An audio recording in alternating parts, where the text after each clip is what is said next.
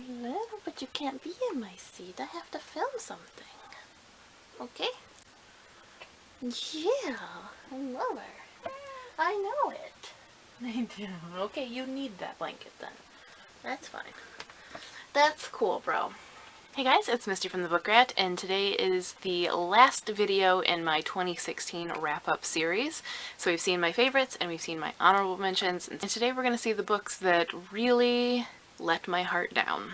That's not to say all of these were horrible. Some I even actually kind of liked, but for whatever reason, these disappointed me or made me angry or just something to earn them a spot on this list. So without further ado, let's get into them. And everything I mentioned will be linked in the description, as well as any reviews if I have reviewed them, and links to the prior two videos in this series. The first on the list is The Darkest Lie by Pintip Dunn.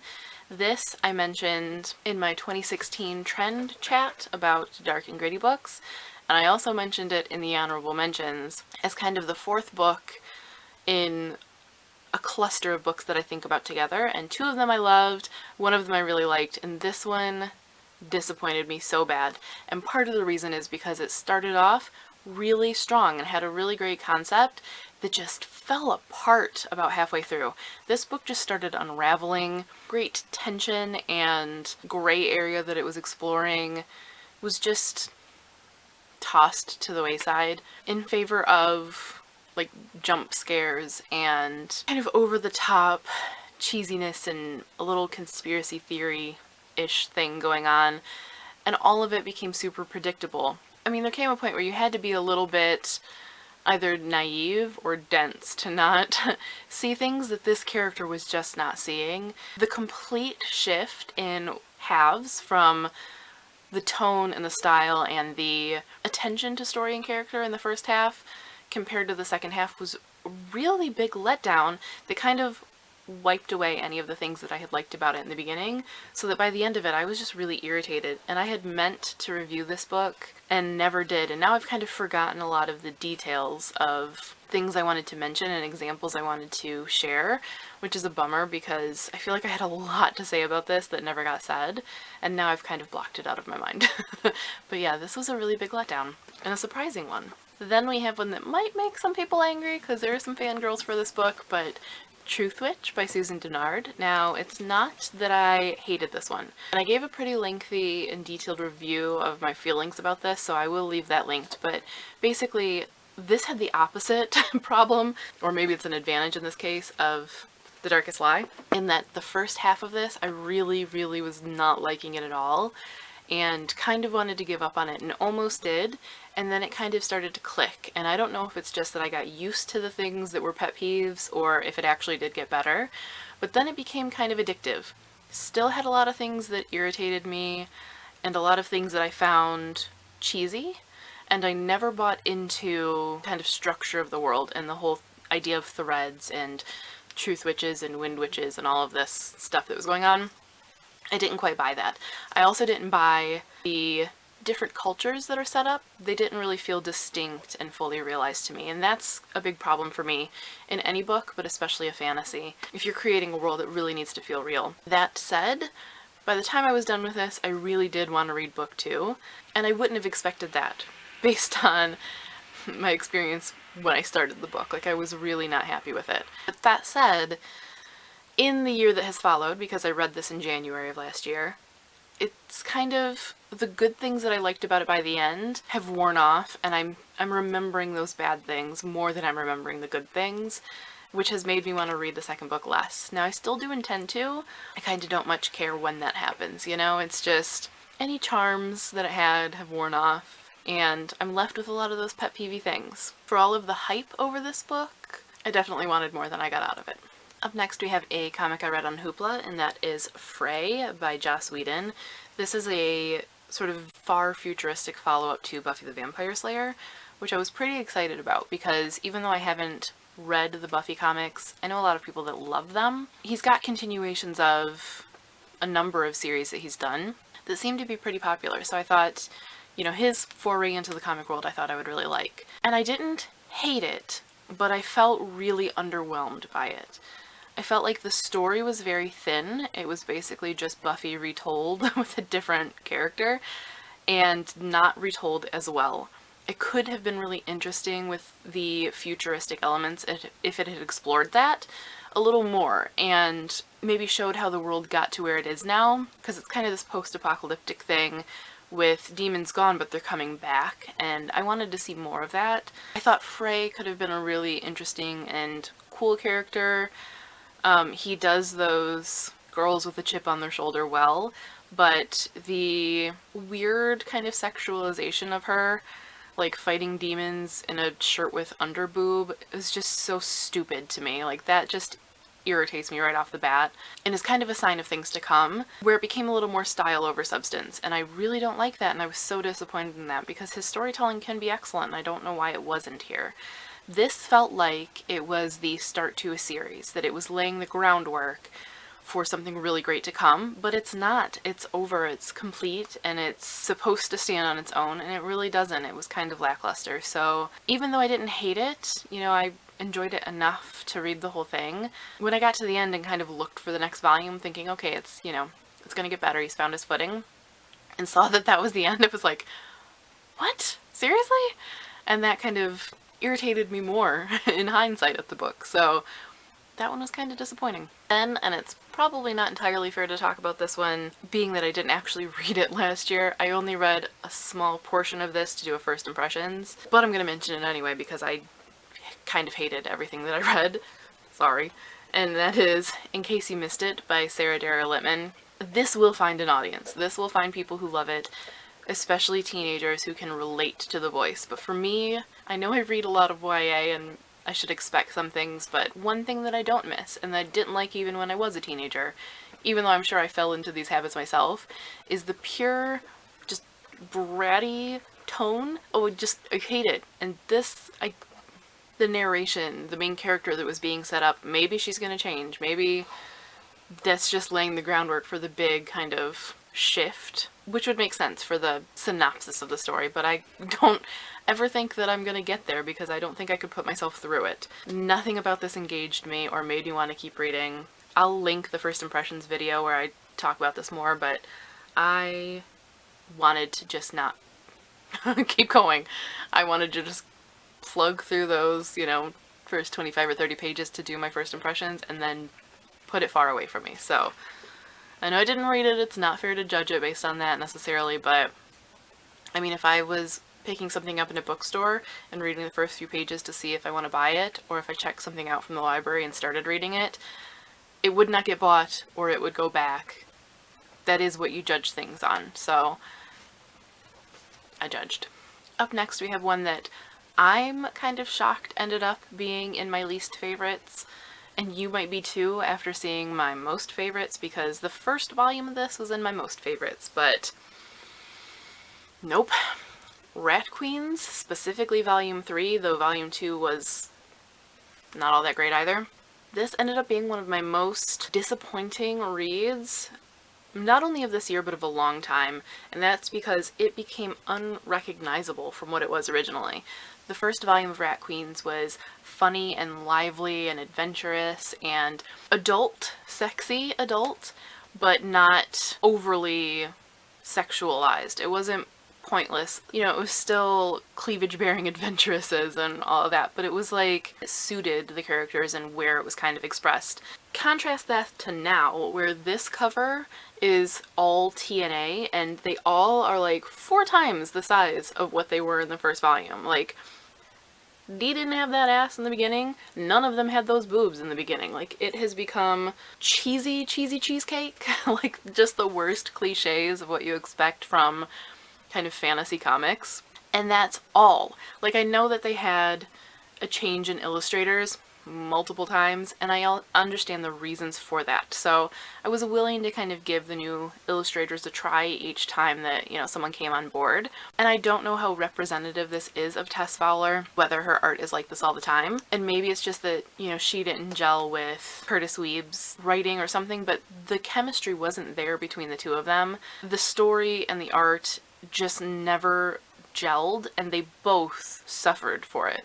they became really lackluster. All of the sparkling, witty, awesome things from the beginning, both in the art and in the story, are kind of nowhere to be found in Volume 3. The characters are falling apart, the story is falling apart, everything's unraveling. And whether it was the fault of the script that was written or the art in conveying it, this was really jumbled and kind of confusing. There were no transitions sometimes. Like, I actually would flip back and forth and be like, did I miss a page? Because sometimes when you read on Hoopla, you have two ways of reading. You can see the whole page at once, which works if I'm reading on a tablet, or you can click in and see each panel by panel, which I would read on my phone.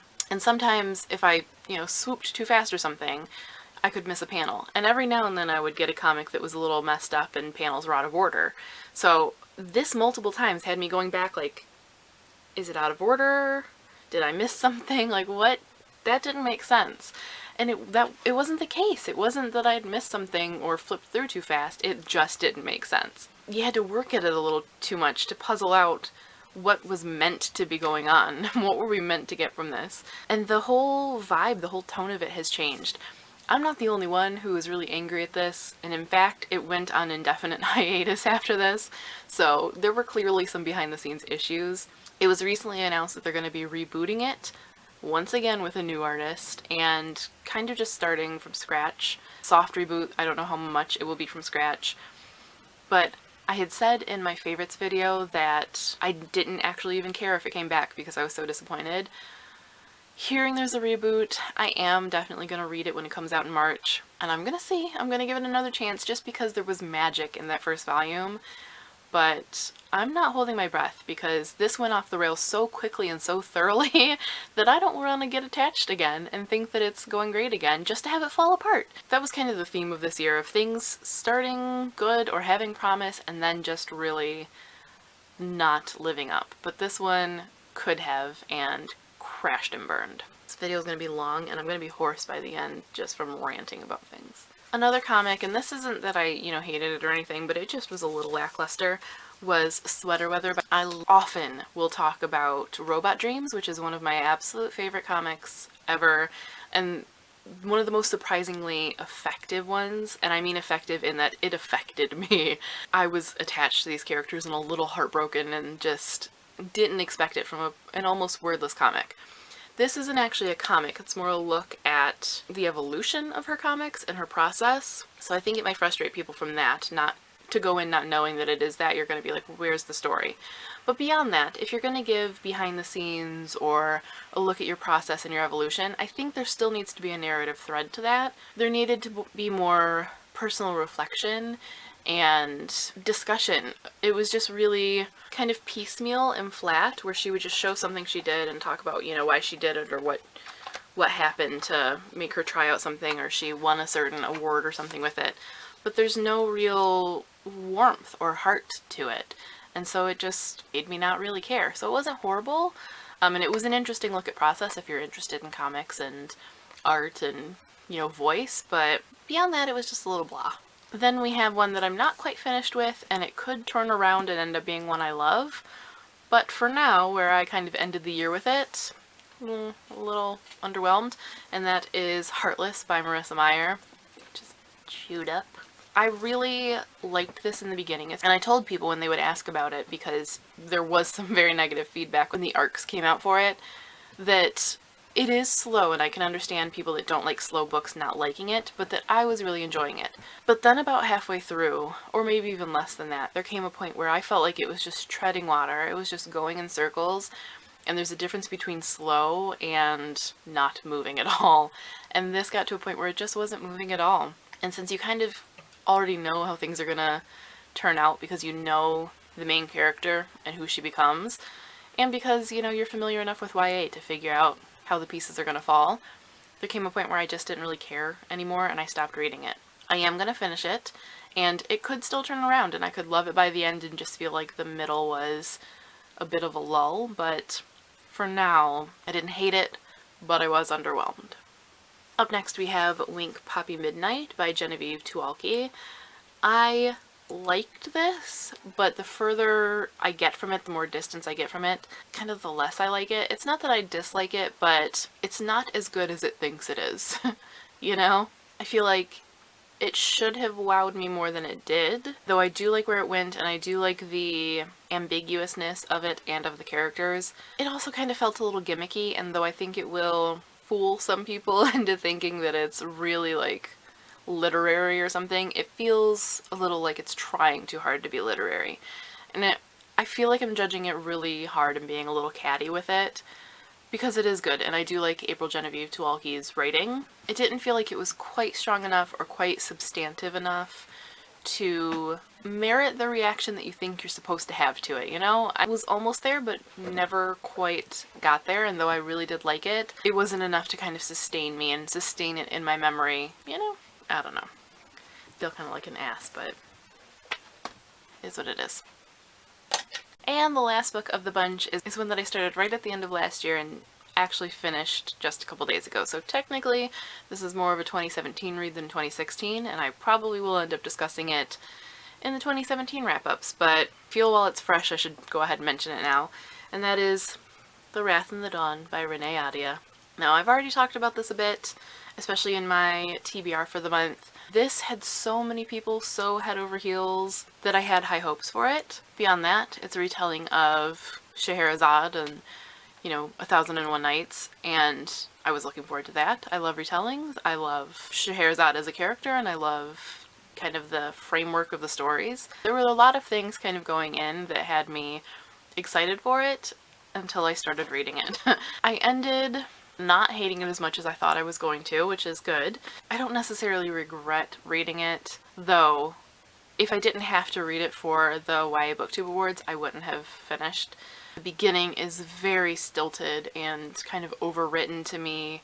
The characters I never found especially believable, either in their words or in their actions, and especially who they are described to be and how they see themselves and think versus what they actually do and who they actually present to the world. I found it leaned a little cheesy for me. The ending was just blah. The romance that everyone seems to love angers me, frankly. It really irritates me. I know some people get angry across the board and nothing can redeem it when the main character falls in love with a kind of villainous male lead, and I understand that. I'm not as cut and dried. You can win me over. And in fact, one of my favorite books, the main character does fall in love with someone who is actually meant to kill her. He is her executioner. And it should be really messed up, but it's a book of redemption. And you have to work at it. You have to get there. And there's a lot of mistrust in the beginning. And it takes time. And this book did not give you any time for those characters to be developed or for you to believe that Shazi could ever fall for the man who was meant to kill her and actually did try to. It's just so...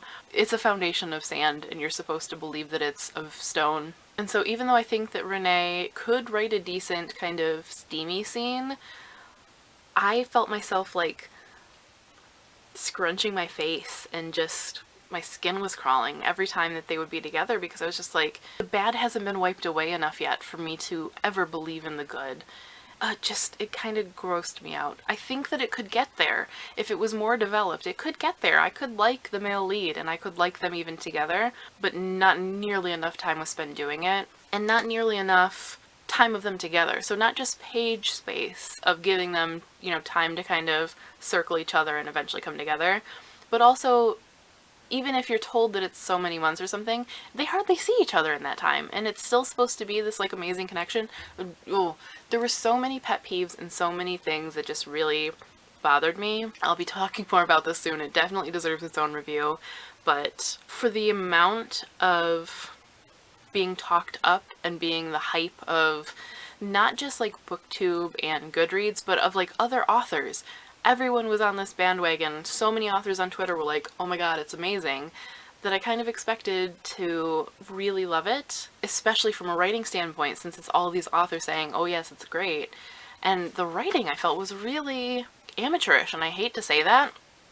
As it went on, there were things that were more developed, and the world became a little more alive, and started to show the real talent that Renee has, but I know it's hard in a debut, and there are a lot of bad habits in debuts.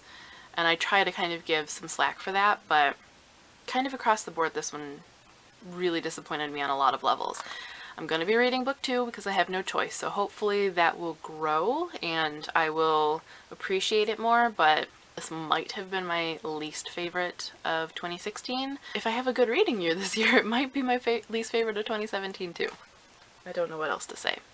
I know a lot of people love this, so thank you for those who have defended it and shared your perspective, because I think it is good to see the good points when you're kind of stuck focusing on the negatives. And I do agree with some of them. There are good points. I'm not going to say this is crap across the board, because it's not, and I don't hate it as much as I've hated some books in the past.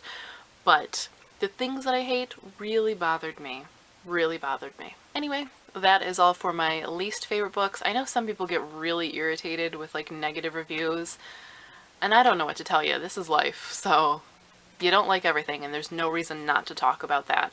There's no growth if you don't address the not so great things and just pretend that everything is shiny and happy. It's not realistic. But anyway, enough soapbox. Those were my least favorite or most disappointing. Some of these are still worth a read.